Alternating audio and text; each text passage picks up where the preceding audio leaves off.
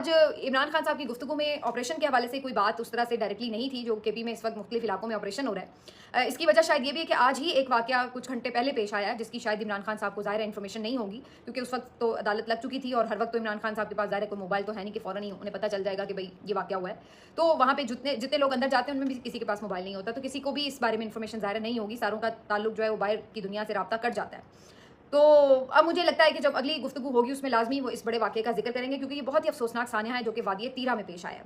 वादिय तीरा में जी गोला बारूद फटने से ये पता चला है कि तकरीबन 20 के करीब लाशें निकाली जा चुकी हैं। 5 जो घर हैं मुनहदिम हुए हैं और इसमें ख़वातीन और बच्चे भी शामिल हैं। अब इस वाक़े से मुतालिक जो हक़ाइक़ सामने आ रहे हैं, दोनों मौक़िफ़ मैं आपके सामने रख देती हूँ। वहाँ पे जो मकामी अफ़राद हैं और जो मकामी सहाफ़ी हैं और जो वहाँ के मकामी MNA MPAs हैं, उनके मुताबिक ये जेट तैयारों की बमबारी थी। ये फ़ोर्सेस की तरफ से बमबारी की गई जेट तैयारों के ज़रिए, और ये जो गोले हैं ये इन घरों में भी गिरे और दहशतगर्दों को वो निशाना ठिकानों को बनाना चाहते होंगे, लेकिन उसमें ये कुछ गोले जो हैं वो इधर-उधर भी गिरे हैं घरों के ऊपर, और उसमें मासूम शहरी जो है वो जहाँ बाक हुए हैं, जिनमें छोटे-छोटे बच्चे भी शामिल हैं। और बहुत तकलीफ़देह मनाज़िर हैं उन बच्चों के, अगर आप देखें तो बहुत दिल फटता है देख के कि ये बच्चे बेचारे किसके हाथ पे अपना लहू तलाश करें, इनका जो खून है वो किसकी गर्दन पर है। अब वहाँ पर जो लोग हैं वो तो ज़ाहिर है इस वाक़े के ऊपर सरापा एहतजाज हैं। उन्होंने फ़ौरी तौर पर सड़क भी ब्लॉक की हुई है, वहाँ पे चौक में उन्होंने धरना दे रखा है। जो PTI के वहाँ पे MNA हैं इकबाल आफरीदी, वो वहाँ पहुँचे हैं।